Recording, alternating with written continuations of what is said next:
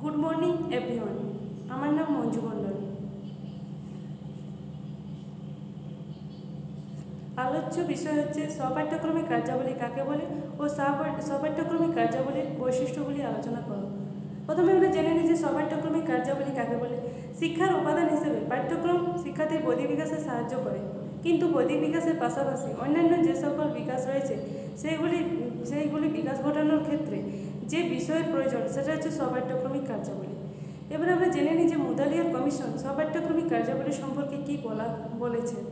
স্বপাঠ্যক্রমিক কার্যাবলী বলতে আমরা এমন সমস্ত মূল্যবান এবং বৈচিত্র্যময় অভিজ্ঞতা ও কার্যাবলীকে বুঝি যেগুলি বিদ্যালয়ের পাঠ্যক্রমে সংযোজিত নয়, অথচ শিক্ষার্থীদের দেহ মনের সার্বিক বিকাশ, পুষ্টি সাধনে, সামাজিক সচেতনতা পালন, সামাজিক দক্ষতা অর্জনে এবং সর্বোপরি নৈতিক চরিত্র গঠনে অত্যন্ত অপরিহার্য। সেটা হচ্ছে স্বপাঠ্যক্রমিক কার্যাবলী। উদাহরণ যেমন বিতর্ক সভা, খেলাধুলা, ব্যায়াম ইত্যাদি। এরপর আমরা জেনে নেব যে স্বপাঠ্যক্রমিক কার্যাবলীর কী কী বৈশিষ্ট্য রয়েছে। প্রথম বৈশিষ্ট্য হচ্ছে যে সর্বাঙ্গীন বিকাশে সহায়ক। স্বপাঠ্যক্রমিক কার্যাবলী শিক্ষার্থীর সর্বাঙ্গীন বিকাশে সহায়ক হয়। সর্বাঙ্গীন বিকাশ বলতে এখানে শিক্ষার্থীর দৈহিক, মানসিক, সামাজিক, প্রাথমিক, নৈতিক সমস্ত দিকের যখন বিকাশ ঘটছে সেটা হচ্ছে সর্বাঙ্গীন বিকাশ। অর্থাৎ শিক্ষার্থীর স্বপাঠ্যক্রমিক কার্যাবলীর একটি গুরুত্বপূর্ণ বৈশিষ্ট্য হচ্ছে শিক্ষার্থীর সর্বাঙ্গীন বিকাশে সহায়তা করা।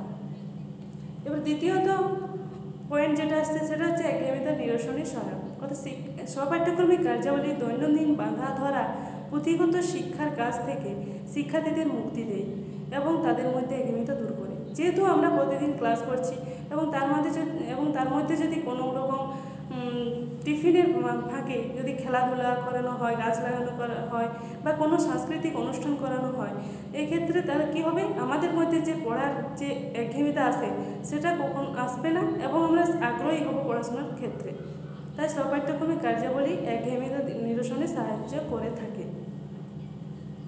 তারপর আসছে আনন্দদায়ক প্রকৃতি। অর্থাৎ বিভিন্ন স্বপাঠ্যক্রমিক কাজের মাধ্যমে শিক্ষার্থীদের মধ্যে আনন্দ অনুভূত জাগ্রত হয়, ফলে শিক্ষার্থীদের শিক্ষার অধিক মনোযোগী হতে পারে। তাই স্বপাঠ্যক্রমিক কার্যাবলী বৈশিষ্ট্য হলো একটি আনন্দদায়ক প্রকৃতি। যেহেতু আমাদের যে স্বপাঠ্যক্রমিক কার্যাবলীর মাধ্যমে যদি আমাদের কোনো কিছু করানো হয় তাহলে আমরা অনেক বেশি আনন্দ পাই এবং সেটা কী করব, অনেক বেশি আগ্রহী হব কাজটা করার ক্ষেত্রে। সেই কাজটি করার ক্ষেত্রে অনেক আগ্রহী হব।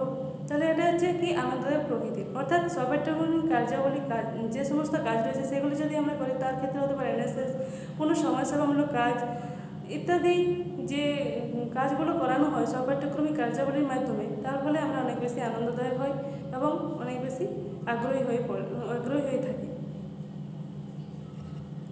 এরপর আমরা আসছে যে পয়েন্টটা সেটা হচ্ছে গণতান্ত্রিক মূল্যবোধের বিকাশে সহায়ক। স্বপাঠ্যক্রমিক কার্যাবলীতে দলগতভাবে অংশগ্রহণের মধ্য দিয়ে শিক্ষার্থীদের মধ্যে মূল্যবোধের বিকাশ ঘটে। এই যে একসাথে আমরা কাজ করছি বা দলবদ্ধভাবে কোনো কিছু অংশগ্রহণ করছি, তার ফলে আমাদের মধ্যে যে সচেতনতা বোধ, তারপরে সহানুভূতি, সমস্ত কিছুর একটা আমাদের মধ্যে চলে আসছে। এই যে একসাথে দলগতভাবে কাজ করার ক্ষেত্রে আমাদের মধ্যে এই সমস্ত গুণরা বিকাশ ঘটছে।